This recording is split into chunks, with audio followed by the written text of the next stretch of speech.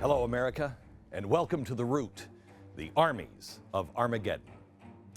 2014, the map as we knew it changed. Two major conflicts within just a few months of each other that triggered the change. First, February 27th, Russia began a ground invasion in Crimea. Not long after, they invaded eastern Ukraine.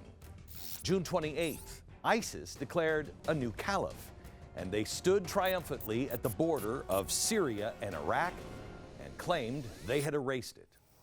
These two conflicts, Russia's quest to reclaim the Third Roman Empire and the radical Islamist fight to establish the caliphate, have the capability to set off World War III.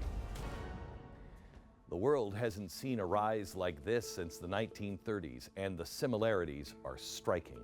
And our failure to correctly identify these movements and their motivations will have cataclysmic results. This episode of The Root, we will trace back the history and show you what motivates these parties. And we will show how both of these movements have deep connections to fascism, connections that are now manifesting themselves today in two ways: ethnic fascism in Russia and Islamic fascism in the Middle East.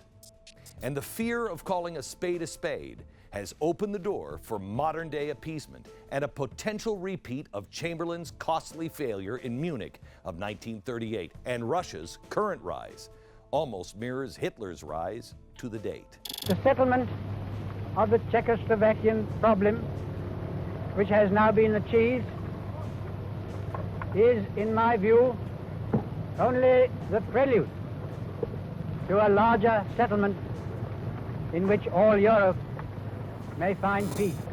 We'll show that later in the program. But we start here in the Middle East.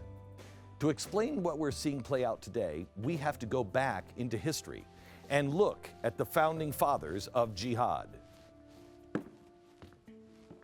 One of them was this man. His name is Hassan al-Banna. He came to prominence in the early 1930s. Egypt was struggling. People couldn't put food on their table, and he came along preaching a message that resonated. He said misery was caused by two things: one, Western influence, and two, the Jews. Today, it's a commonplace argument, but al-Banna was the first to make it, and he quickly gained a Middle Eastern audience.